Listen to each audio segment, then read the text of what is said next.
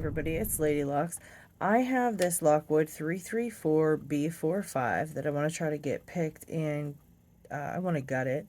The last time I did a video on the Lockwood, I couldn't get those screws out of the back because there was some Loctite in there. It was very tight. But here's the bitting of the key on this one. I was having some issues with the key too, not working, so to take it apart, I don't know what happened, but I ended up replacing a spring in this one, but we're going to try to get it picked now anyways. I want to take my time with it and show you all the feedback that I've been getting on this one. There's a lot to it.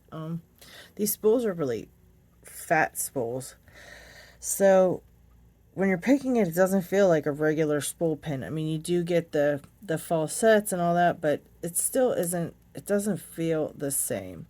So when I'm going in here, these spools have the tiniest little top to them, and then they're very fat. The spool itself is like very fat, and then it has the tiniest little skinny bottom to it also. So they're just this tiny little piece. You have to get up over this ledge, and because that lip is on there, I feel like it makes it harder to pick these pins into their positions. You get a lot of oversets because this is very, it's just the lip on them spools is just so tiny that it's very easy to push it real hard and then overset it. So when I'm going through here, I'm just the tiniest little movements on here to get these pieces of the spools up and over the shear line. You definitely don't want to push too hard. Like I said, you can overset these really easily.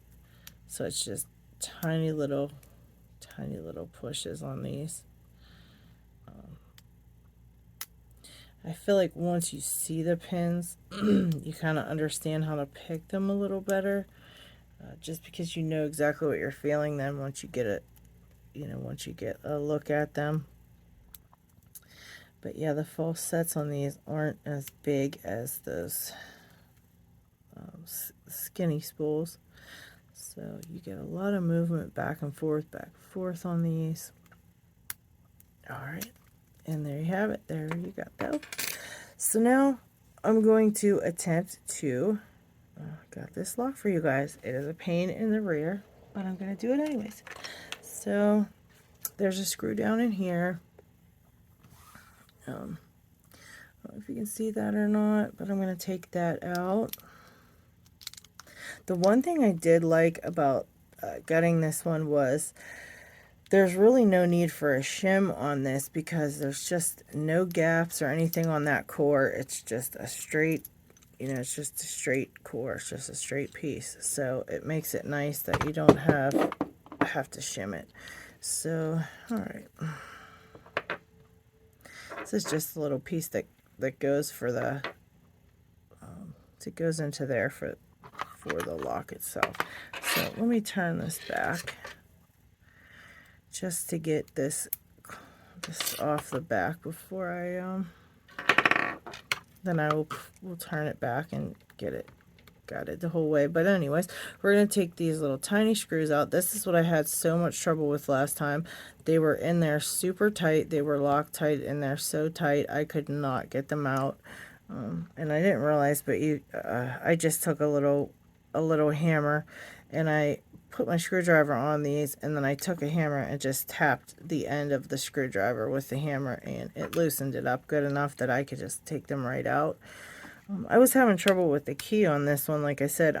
Not really sure what the problem actually was, other than these screws might have been a little tiny bit loose, and so it was causing the core to just shift enough that the key wasn't going to go in there. The key couldn't turn. Okay, so on this right here, this lock is a key retaining lock at this moment, but there is a tiny little pin right here in this hole, and if you take this pin out and you stick it in this hole right here, the lock then becomes not key retaining. So I tried to get that little pin out of mine, but it is stuck in there pretty good, so I can't actually show you that, but that is exactly what you would do if you wanted to make it so that you didn't have to leave the key in there. Okay, so now like I said, you do not need to shim this because there's really nothing, absolutely nothing that gets in the way.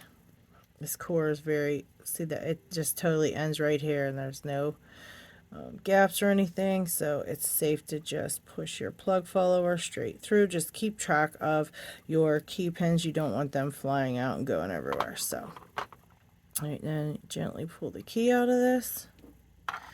All right, and now we have 1 and 2, 3, 4, and 5. Yeah, there's only 5 pins in this. It's surprising. Don't know why. It could have 6 pins in it. I don't know why they don't put 6 in there. But anyways, the only way that you can tell this, the front and back, is this has a little little cutout right here in the back where this back piece fits on. So that's the way you can tell that it is the back of the lock.